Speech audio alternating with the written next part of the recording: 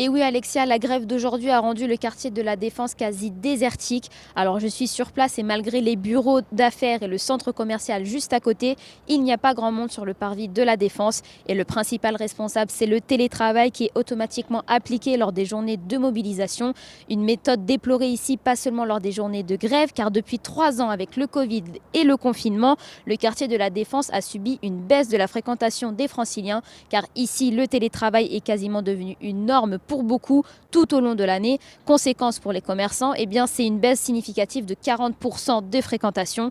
Ces restaurateurs, commerces, hôteliers du quartier d'affaires des Hauts-de-Seine sont donc ceux qui en pâtissent le plus. Hier, l'association Action Défense s'était réunie pour demander une baisse des charges et des loyers qui représentent entre 25 et 40% de leur chiffre d'affaires. Un chiffre d'affaires donc qui n'est plus en adéquation avec l'activité actuelle du quartier. Je vous propose d'ailleurs d'écouter Paul, opticien à la Défense.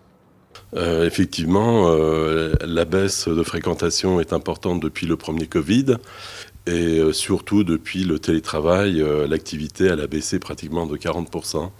On a des amis aux alentours qui sont restaurateurs, qui ont d'autres commerces et qui ont du mal à payer leur loyer, leurs charges et qui sont obligés parfois même de licencier pour pouvoir tenir.